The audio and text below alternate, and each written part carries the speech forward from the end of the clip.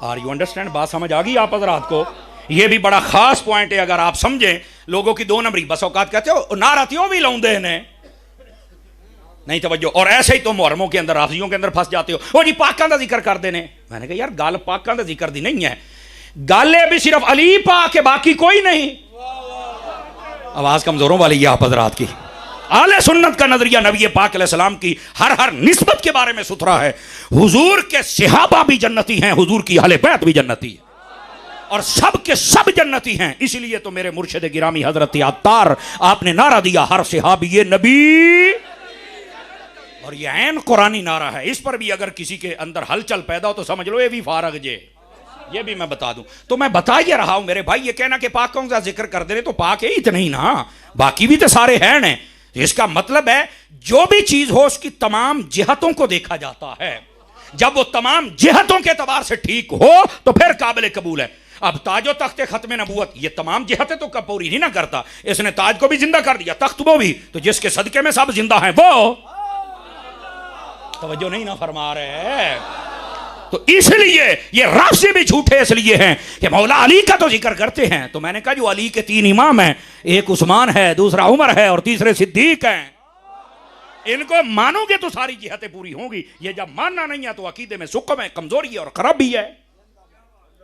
बैठे हो इस वास्ते जब भी किसी की बात सुने ना तो लफ्जों और जुमलों और शख्सियत के नाम पर ब्लैकमेल ना हुआ करें।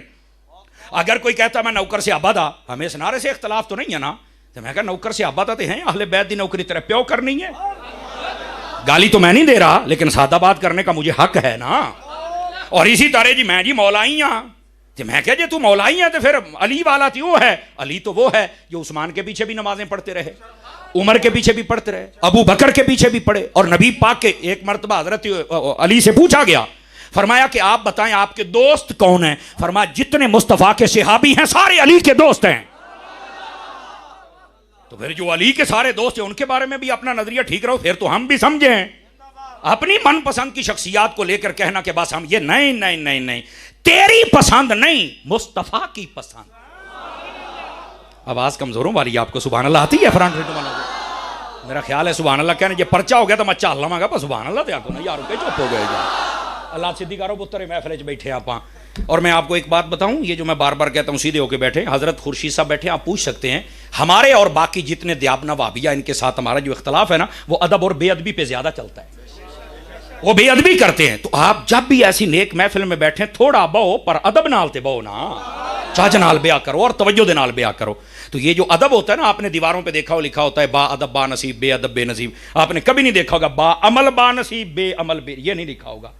अमल की सानवी हैसियत है, अदब पहले नंबर ले जाता है। तो इस वास्ते अदब जरूर किया करें। जब हुजूर की नात शरीफ हो रही हो, तकरीर हो रही हो, मस्जिद में बैठे हो, कुरान सामने हो, उलमा हूँ, सूफिया हूँ, आपके माँ बाप हूँ, आपके उस्ताद हूँ, तो अदब का दामन बहरहाल रहेगा, मदीना मदीना हो जाएगा। तो ये जो हुजूर के जिक्र की महाफिल होती हैं, मेरी जान इनका अदब भी बहुत ज़रूरी होता है।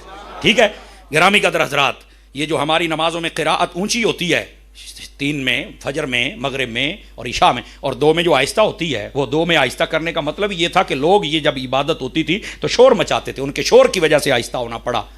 तो हमारा शोर ऐसा ना हो कि जिसकी वजह से हमारी ये महाफिल और बाकी चीज़ें डिस्टर्ब हों, बल्कि हमारा अदब ऐसा होना चाहिए कि हमारे अदब की वजह से हर तरफ कुरान की आवाज़ बुलंद होती नजर आ जाए।